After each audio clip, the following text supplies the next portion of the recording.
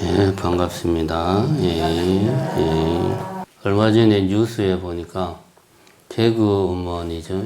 이수지, 그 여자가 유치원 교사 뭐 패러디 한 게 요즘 저는 사실 패러디 한 건 못 봤고, 뉴스만 봤는데 그게 이제 얼마나 사람들의 관심을 많이 사면 뉴스까지 나올까 싶어가지고 뉴스를 좀 자세히 봤습니다. 보니까 뭔가 좀 문제가 많은 모양이구나. 그래서 오늘은 이수지 유치원 교사를 패러디한 그것을 가지고 좀 이야기를 해볼까 합니다. 먼저 시작을 옛날 이야기부터 시작을 좀 할까 합니다. 춘추 전국 시대에 이제 안영이라는 제나라의 재상이죠. 제나라의 재상이 있었습니다. 이 양반이 남긴 말 중에 유명한 게 우리도 잘 아는 게 있어요. 귤이 해수를 건너면 뭐가 된다? 귤이 강을 건너서 북쪽으로 가면은 탱자가 된다. 그런 이야기, 실제로 이게 중국 고사에 나오는 이야기입니다. 그 이야기의 주인공이 바로 안영이라는 재상입니다. 이 이야기가 어떻게 나왔냐면, 이 안영은 제나라의 재상인데, 초나라에서 이제 심수를 부려가지고, 제나라를 이제 침공을 하려고 막. 그래서 안영이 이제 대표로 이제 사신으로 초나라에 파견을 가죠. 초나라의 경공이라고 왕이 안영이 온다는 말을 듣고, 안영이 워낙 유명한 양반이니까 안영이 오면은 내가 좀 이 양반을 좀 골탕을 먹여야 되겠다 이런 생각을 했습니다. 그래서 안영이 이제 초나라에 도착을 하니까 그 전에도 몇 가지 이야기가 있는데 개구멍으로 들어와라 어쩌라 이런 이야기인데 그걸 생략하고 도착하니까 초나라 경공이 이제 안영이 있는 자리에서 제수를 한 명 불러드립니다. 저 제수를 불러드려라. 제수가 한 명 이제 불려 나옵니다. 너는 무슨 죄를 지었느냐? 도둑질을 했습니다. 너는 어느 나라 사람이냐? 제나라 사람입니다. 그러니까 경공이 안영한테 하는 말이 제나라 사람은 원래 도둑질을 잘하는 모양이군요. 라고 안영에게 이야기를 했습니다. 그러자 안영이 태연하게 대답하기를 강 남쪽의 귤을 강 북쪽으로 옮기면 탱자가 되고 탱자가 되는 것은 토질 때문입니다. 저 제나라 사람이 제나라에 있을 때는 도둑질이 무엇인지도 모르고 있었는데 초나라에 와서 도둑질을 한 것을 보면 이는 필시 초나라의 풍토가 좋지 않은가 봅니다. 라고 대답을 했어요. 그러니까 마치 남쪽의 귤이 북쪽으로 오면 탱자가 되듯이 제나라 사람이 도둑질이 뭔지고 살든 뭔지도 모르고 살든 제나라 사람이 초나라에 오니까 도둑질을 하는 걸 보니 초나라는 토질이 안 좋은 모양입니다. 풍토가 안 좋은 모양입니다. 라고 이제 이렇게 대답을 했다는 거죠. 이게 이제 별 이야기가 아닌 것 같은데, 이 자세히 볼 필요가 있습니다. 경공은 이렇게 물어봤지. 제나라 사람들은 원래 도둑질을 잘하는 모양이군요. 타고나기를 도둑질 유전자를 타고난 게 제나라 사람들이야 라고 초나라 경공은 주장을 했고, 안영은 그게 아니고 기후와 환경에 따라서 사람은 환경에 따라서 후천적으로 결정되는 겁니다 라고 대답을 한 거죠. 이 논쟁은 지금까지도 해결이 아직 완전히 안 되고 있습니다. 사람의 행동을 좌우하는 것은 선천적인 요인이 크냐, 후천적인 요인이 크냐.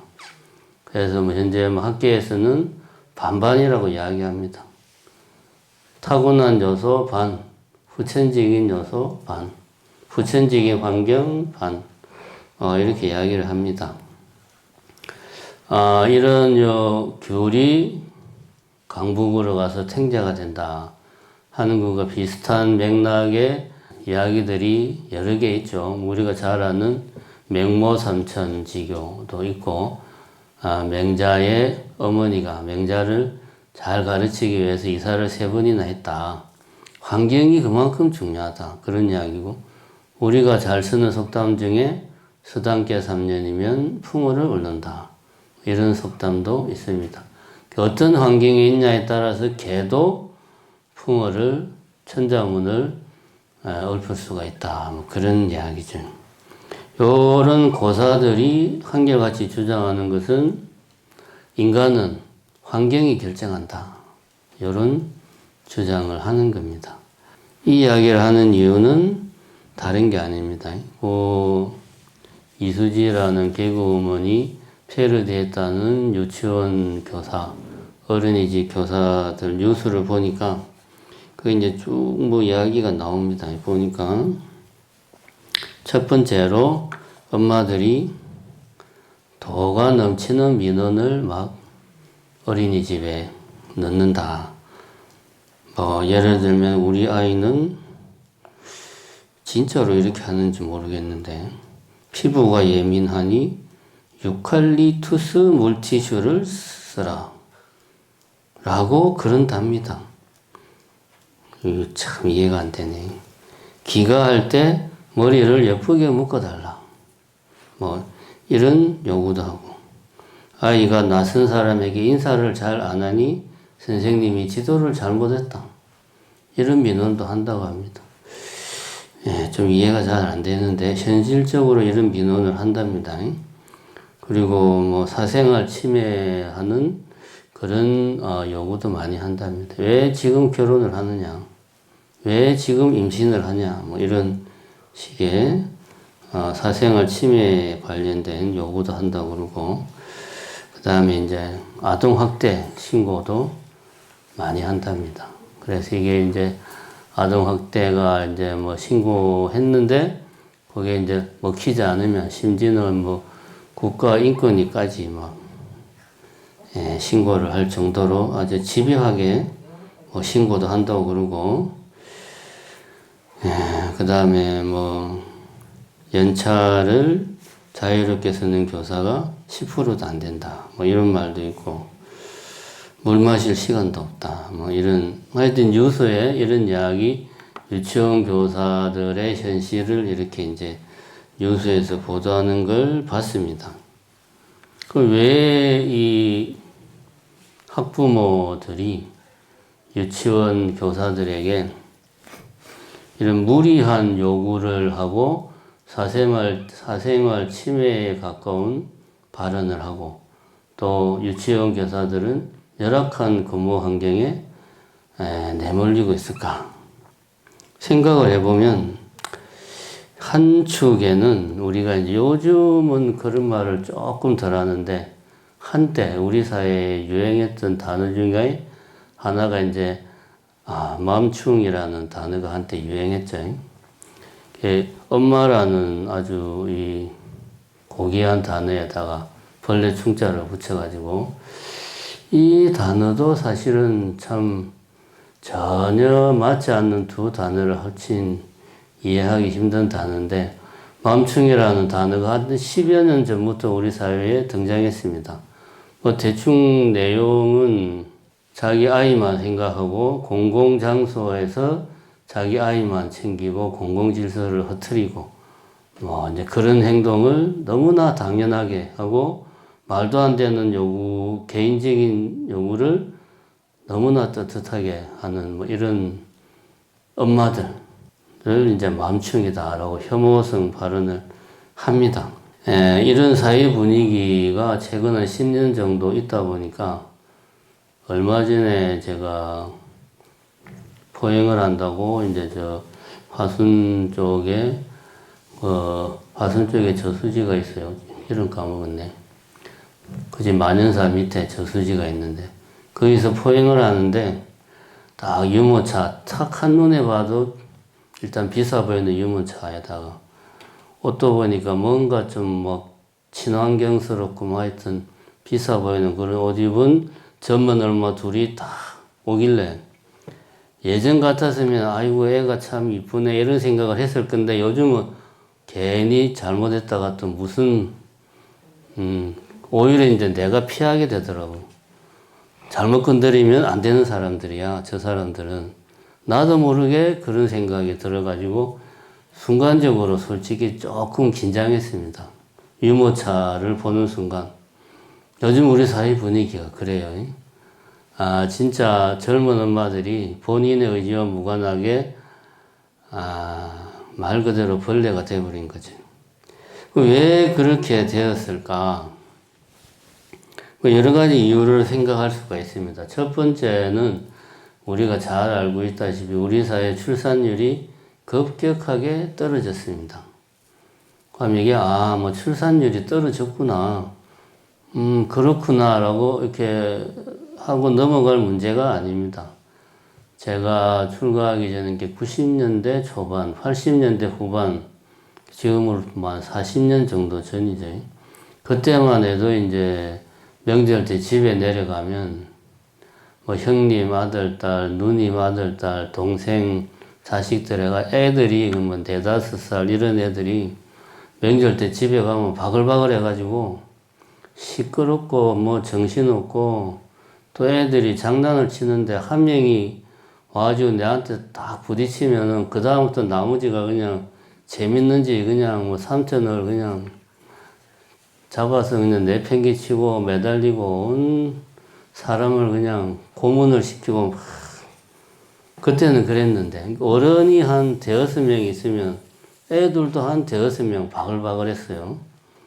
요즘은 어른이 한 명절 때 7-8명 있으면 어린아이는 1명 정도 있습니다. 그래서 명절 때 어린아이가 걷는다. 그러면 어른들이 할아버지, 할머니, 엄마, 아빠, 뭐 삼촌, 고모 다 어른들이 애가 이제 한 2살 배기 애가 걸어. 그러면 우와 박수치고 앉았다고 박수치고 웃으면 난리가 나죠. 사진 찍고 그냥 이런 애가 그럼 그 집에서 누가 서열이 최고 1위냐? 그 애가 서열이 1위예요. 그 집에서. 마치 그 슈퍼스타를 대하는 거하고 똑같잖아. 슈퍼스타가 등장하면 사람들이 열광을 하잖아요. 동작 하나하나에 환호하고 그냥 고함을 지르고 깜빡 죽잖아요. 똑같습니다. 요즘 보면. 이런 아이가 어린이집에 들어갔어요. 그러면 당연히 어린이집 선생님은 이 아이를 어떻게 해야 됩니까? 신주단지 모시듯이 모셔야죠. 꼭 당연한 거 아닙니까?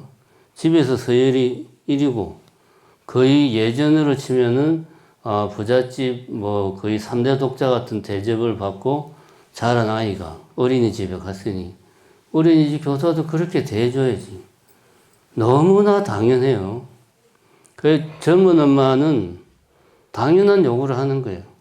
그렇게 안 하면 자기만의 애가 아니거든. 할아버지, 할머니, 삼촌, 고모 온갖 그 시선, 그 요구를 다 자기가 감내해야 돼. 젊은 엄마도 그래서 내가 볼 때는 당연한 요구하는 거예요. 애가 원래 그렇게 컸으니까, 원래 슈퍼스타 같이 컸으니까, 세상이 그렇습니다. 첫 번째는 출산율이 너무 떨어지다 보니까 아이가 너무 귀하게 대접을 받아. 사회 전체적인 분위기가 그래요. 어린이집에서도 그렇게 해줘야 되는 것으로 어른들의 인식이 바뀐 거죠. 두 번째는 뭐냐 하면 설령 그렇다 하더라도 만약에 옛날처럼 애를 엄마 혼자 그야말로 하루 종일 방 안에서 그 뭐 몇 평 되지도 않는 젊은 신혼부부 아파트 평수가 크면 얼마나 크겠습니까? 커봐야 뭐 한 27평, 32평 될 건데 하루 종일 방 안에서 애하고 둘이 그냥 갇혀 있는 거죠. 감옥이 따로 없어요. 혼자서. 젊은 엄마 혼자 육아를 독박으로 해야 돼요. 옛날에는 그렇게 안 했죠. 심지어는 위에 언니나 누나가 애를 막 보살피고 업어 키우고 뭐 아니면은 뭐 말하자면은 뭐 형제 자매 중에 다른 사람들이 봐주기도 하고 같이 키웠죠. 뭐 흔히 하는 말로 마을이 아이 하나를 키운다는 말이 있듯이 예전에는 그렇게 키웠는데 요즘은 그게 아니에요. 젊은 엄마 혼자 독박으로 육아를 한다. 그러니까 젊은 엄마의 세계 속에는 자기하고 아이밖에 없어요. 본인이 원해서 그렇게 된 게 아니고 혼자 하루 종일 있으니까 생각이 그 이상을 벗어나지를 못하는 거죠. 그러니까 아이가 모든 것이 되는 거고 아이의 일거수일투족과 세세한 것이 젊은 엄마의 모든 관심사가 될 수밖에 없습니다. 그래서 어린이집에 그런 요구를 하는 거죠. 이렇게 따져보면 마음충이라고 말하는 젊은 엄마들을 탓할 수가 없습니다. 제가 처음에 이야기했던 그 귤이 강북으로 가니까 탱자가 되더라. 사람은 환경의 지배를 받는다. 그 이야기를 한 이유도 여기에 있습니다. 사회 환경이 젊은 엄마들로 하여금 마음충이라는 소리를 듣도록 사회가 그렇게 조성이 된 거예요. 사회 환경이. 그러니까 젊은 엄마들이 본인 의지와 무관하게 그런 식으로 행동을 하더라. 그 구체적인 증거가 있는 게 오늘 아침에 또 뉴스를 보니까 올해 들어서 우리나라 출산율이 급격하게 높아지고 있답니다. 지금 올 2월 달에 0.93명이라고 하고 14개월 연속 상승하고 있답니다. 이 수치는 통계를 시작한 81년 이후 최대의 증가폭이다. 그러니까 지금 작년부터 출산율이 엄청나게 증가하고 있다. 그 이유가 뭘까 하고 이제 요새서 하는 이야기는 남편의 육아휴직이 증가했다. 남편이 같이 애를 봐준다 이거지. 젊은 남편이 애를 같이 봐주니까 출산율이 높아진다. 젊은 엄마들이 하나같이 하는 말이 첫째를 키울 때는 너무 외로웠다. 그래서 둘째는 생각도 안 했는데 남편이 육아휴직을 한다고 하니 남편하고 같이 키우니까 오히려 애는 둘인데 첫째 키울 때보다 훨씬 더 편하다. 이런 인터뷰를 합니다. 그럼 이거는 그동안 젊은 엄마들이 육아에 대한 압박이 얼마나 심했는가 하는 걸 우리가 알 수가 있습니다. 그래서 그런 것들이 그대로 어린이집에 전가가 된 거죠. 사회적인 문제입니다. 이거는 젊은 엄마의 문제도 뭐 전혀 없는 건 아니죠. 젊은 엄마 중에 흔히 하는 말로 싸가지가 없는 사람이 왜 없겠습니까? 있겠죠. 당연히. 하지만 기본적인 이유는 이 사회적인 문제다. 그러면 우리가 여기서 또 이제 그런 문제도 있어요. 이 우리나라 이제 복지 특히 이제 어린이집 같은 경우에 2000년대 초반에 제 기억으로는 그때 사설 어린이집이 급격하게 늘었습니다. 왜냐하면은 그런 수요가 많아지니까 정부에서 그 수요를 이제 충족하기 위해서 최소한의 요건만 갖추면 개인이 어린이집 같은 걸 할 수 있도록 허가를 상당히 좀 완화했어요. 근데 그래서 어린이집이 많이 생겼는데 부작용이 또 같이 생겼죠. 질적인 수준이 떨어져요. 그냥 돈 벌 생각만 하고 그러니까 한동안 어린이집에 대한 불신이 강해가지고 뭡니까 그 공립원 뭐 들어가려면 뭐 경쟁률이 몇십 대이고 뭐 몇 달을 기다리고 그랬던 적이 있습니다. 근데 그런 요인도 작용을 했죠. 사람들 머릿속에 여전히 어린이집에 대한 그 부정적인 선입견이 있는 것도 작용을 했습니다. 이런저런 이유로 지금 사회적인 문제가 어린이집 교사들에게 그대로 증가가 되고 있다. 그래서 그런 패러디 같은 게 나온 거 아니냐. 그럼 이제 문제는 지금 우리가 이제 여기까지는 사회 현상을 분석을 한 겁니다. 여기서 끝나면은 그냥 뭐 시사평론으로 끝나는 거고, 뭐 그냥 어떤 정책을 만들까 하는 걸로 끝나는 거고, 우리 관점에서는, 여기서 한 걸음 더 나아가서 이런 생각을 해야 됩니다. 인간이 제일 처음에 이야기했듯이 인간은 과연 환경의 지배를 받는 존재인가? 환경의 지배받을 수밖에 없는가? 그럼 지금 같은 환경이라면 모든 젊은 엄마들은 누구라도 맘충이 될 가능성을 가지고 있는가? 이런 의문을 우리는 가질 필요가 있습니다. 여기서 잠깐 다른 이야기를 해보자면은, 제가 94년도에 지금으로부터 한 30년 더 넘었죠. 처음 외국에 나갔는데, 그때는 놀러 관광으로 간 게 아니고, 일 때문에 이제 가서 일만 하다가 왔습니다. 진짜.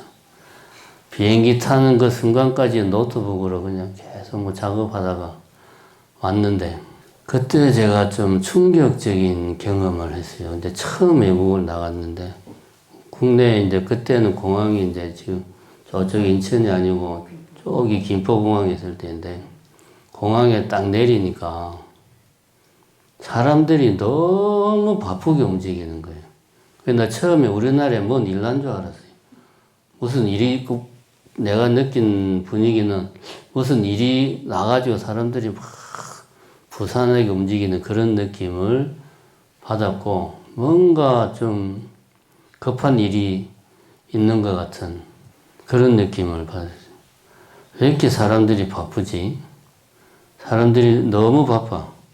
이제 차를 타고 강변 를 타고 이제 오는데, 지금도 물론 뭐 막히겠지만 그때는 엄청나게 막혀가지고 차가 뭐 움직일 생각을 안 하는 거예요. 야, 도대체 왜 이렇게 사람들이 그냥 꾸역꾸역 나와서 이렇게 바쁘게들 사나, 그런 생각이 그때 처음 들었습니다. 왜 그러면 내가 그동안 30년 가까이 20대 후반쯤 됐었으니까, 그때가. 아닌데, 30대 초반인가? 살면서 왜 그때까지는 그런 걸 못 느꼈을까? 우리나라 안에만 있으니까 느낄 수가 없었어요. 근데 며칠 잠깐 나갔다가 다시 들어오니까, 우리나라 사람들이 엄청 빨리빨리 움직이는구나라는 걸 피부로 느꼈어요. 우리 자신의 모습을 냉정하게 객관적으로 볼 수 있는 기회가 생긴 거죠. 기회가. 핵심은 이겁니다. 인간이 환경의 지배를 받는 동물이다, 존재다 라고 하는 게 성립이 하려면, 말 그대로 우리가 어떤 사회 속에 있다면 자기 자신을 객관화하는 능력이 없다면 우리는 개인의 의지와 무관하게 그 사회의 분위기, 시스템에 휩쓸려갈 수밖에 없어요. 아무 생각 없이 살면.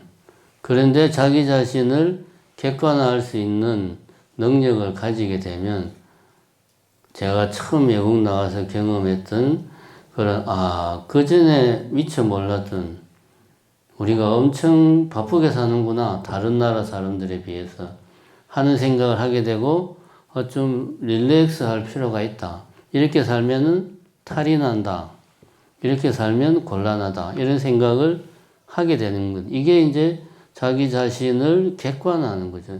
객관적으로 자신의 모습을 바라보는 거예요. 이 자기 객관화가 중요합니다. 내가 지금 어디에서 무엇을 하고 있는지를 알려면은 자신을 객관적으로 볼 수 있는 능력이 있어야 돼요. 그게 없으면은 젊은 엄마 누구나 맘충이 될 수 있어요. 사회 환경이 그렇게 되어 있으면. 객관화하는 능력이 없으면 그렇게 될 수밖에 없습니다. 세상이 그렇게 흘러가니까. 근데 이제 우리가 이런 이수지라는 개그우먼이 패러디를 했단 말이에요. 유치원 교사들의 모습을 우스운 모습으로, 우리가 흔히 말하는 자학 개그를 하는 식으로 이거를 패러디하고 사회 현실을 풍자하고 비틀어서 보여주니까 우리가 그걸 보고 어떤 생각을 하냐. 야, 우리가 저런 모습이었어? 우리 자신을 객관화할 수 있는 여지를 주는 겁니다. 그러니까 예술이라고 하는 것이 가지는 역할이 있어요. 예술의 역할. 예전에는 광대라고 그러죠. 광대가 하는 일은 풍자하는 겁니다. 사회 현실을 풍자하고 비틀어가지고 우리가 그 사회 안에 살면서 보지 못하는 것을 볼 수 있게 해주는 거예요. 예술의 역할이 그거다. 그러니까 이수지라는 개그우먼이 한 일은 예술의 역할을 잘 살린 겁니다. 우리가 개그라고 해서 그냥 웃고 넘어갈 일이 아니고 우리 사회 현실을 우리가 이 속에 있으니까 보지 못하는 것을 풍자와 위트와 비틀기를 통해서 보여준 거예요. 우리 자신을 객관적으로 보자 라는 그런 기회를 제공해 준 거다. 그러면 우리 스스로가 예를 들면 내가 젊은 엄마야. 아, 내가 저런 모습이었나? 반성하게 되고 자기 스스로를 가만히 되새겨보면 아, 내 행동이 저런 오해를 충분히 살 수 있겠다. 자기 스스로를 객관화시켜서 볼 수 있습니다. 내가 이런 오늘 이 이야기를 하게 된 계기가 있는데 이 패러디 그 영사 기사에 보면 이런 기사가 나옵니다. 댓글에 이런 댓글이 나왔다. 그러니까 기사에 나온 거고 제가 그 유튜브를 본 게 아니라 댓글에 보면 자기 자신이 어린아이를 키우는 엄마라고 소개를 하면서 우리 아이는 MBTI가 I이다. 내성적이다. 그래서 어린이집에 아이는 아이끼리 모일 수 있게 그룹핑을 해주세요. 하고 요구를 했다. 이런 요구는 정당한 요구 아니냐. 라고 이렇게 댓글을 달았대요. 근데 그 댓글에 대한 댓글이 어마어마하게 냉정하게 보면 그게 망충입니다. 이 사회가 나는 아이니까 아이끼리 직장에서 부서 만들고 아이끼리 학교 가면 반을 만들고 이는 이끼리 하고 그렇게 안 하죠. 다 같이 섞여서 사는 겁니다. 이런 게 망충이에요. 본인 스스로가 그걸 몰라요. 자기는 정당한 자기 주장을 한다고 하는데 그게 바로 맘충으로 비난받는 모습이다. 그걸 보고 제가 핵심은 정책도 정책이지만 예를 들면 남편의 육아휴가를 장려하고 보장해주는 사회 정책적으로나 사회 분위기로나 만들어가는 게 중요하지만 다른 한편으로는 젊은 엄마들이 자기 자신을 객관적으로 볼 수 있는 그런 시야를 가져야 되겠다. 그런 생각을 했습니다. 그럼 어떻게 하면 객관적으로 자기 자신을 보는 거냐? 어떻게 자기 자신을 냉정하게 보는 거냐? 이렇게 이야기하면 마치 자기 자신에 대한 정보, 나는 스님이야, 나는 고향이 어디야, 나는 성격이 어때, 이런 이야기를 내가 정확하게 아는 것, 이걸 말하는 게 아닙니다. 자기 자신의 정보를 정확하게 아는 것, 이게 자신을 객관적으로 바라보는 게 아닙니다. 자신을 객관화한다는 것은, 자기 객관화 능력을 높인다는 것은 자신의 현재 자기 모습을 있는 그대로 바라보는 능력입니다. 내가 어떤 습관이 있다. 그럼 그 습관을 내가 정확하게 인지하는 거예요. 내가 말을 할 때, 행동을 할 때, 내가 지금 말을 어떻게 하고 있는지, 어떤 톤으로 말을 하고 있는지, 어떤 표정으로 말을 하고 있는지를 알고 말을 하는 거하고, 말하는데 내가 빠져가지고, 내가 지금 어떤 톤으로, 어떤 표정으로, 어떤 손짓으로 말을 하는지 본인이 그걸 몰라. 이거는 자신을 객관화하는 게 아니에요. 자신을 객관화한다는 것은 지금 이 순간의 자신을 내가 놓치지 않고 정확하게 바라본다는 말입니다. 내 말, 행동, 사소한 습관, 패턴 이런 모든 것들을 내가 정확하게 있는 그대로 파악한다는 거예요. 그게 불교에서 말하는 수행입니다. 자기 자신을 관찰하는 겁니다. 자신에 대한 정보를 정확하게 아는 것은 자신에 대한 지식을 늘리는 거예요. 뭐 그것도 나쁘진 않지만 더 중요한 것은 지금 현재 자기 모습을 있는 그대로 바라보는 것. 이것이 자기 객관화 능력이다. 이런 능력을 우리가 갖추고 있으면 환경에 내가 쉽사리 휩쓸리지 않는다. 설령 환경이 젊은 엄마들로 하여금 맘충으로 가게끔 환경이 그렇게 이끌더라도 자기 객관화를 할 수 있는 마인드, 마음의 힘이 강하다. 그러면 그렇게 안 하죠. 같은 말이라도, 같은 요구라도 표현을 달리 하거나 정책적으로 뭔가 변화를 꾀하거나 다른 방법을 찾겠죠. 핵심은 사람들이 사회 속에 살면서 정말 내가 행복하게 살고 싶다. 그러면 자기 객관화 능력을 키워야 됩니다. 젊은 엄마 입장을 생각해 보면 얼마나 마음이 아프겠어요. 내 아이가 성격이 내성적이야. 어린이집에 가서 보니까 외향적인 애들한테 쳐. 그 모습을 보는 젊은 엄마의 마음은 억장이 무너지겠죠. 근데 그거는 젊은 엄마가 자기 자신을 객관화시키지 못하는 거예요. 아, 내가 지금 내 아이의 이런 모습 때문에 많이 마음이 상해하는구나 라고 하는 자기 마음을 자기 스스로 알 수 있어야 돼. 그 다음에 그거에 대한 판단을 그래야 할 수 있어요. 아, 이런 마음을 가지는 게 올바른 건가 그런 건가 도덕적으로 사회적으로 판단할 수가 있어야 돼요. 그 다음에 행동으로 가는 거예요. 근데 생각이 없는 사람들은 외람된 이야기지만 현대인들은 대부분 생각이 없어요. 스마트폰 때문에, 텔레비 때문에 생각할 필요가 없으니까 뭐든지 즉각적으로 나오니까 생각이 없으니까 바로 반응합니다. 자식이 힘들어하는 것 같아 하는 순간 입에서 바로 폰으로 단톡방에다가 때리죠. 이게 현대사회입니다. 우리가 이런 사회를 살면서 정말 우리들이 가져야 될 능력은 자기 객관화 능력이다. 자기 객관화 능력은 다른 게 아니고 그게 바로 수행이다. 현대에서 우리가 행복하게 살려면 수행하는 마음 자세를 놓치면 안 된다. 오늘 이런 이야기로 본문을 마무리하겠습니다. 감사합니다.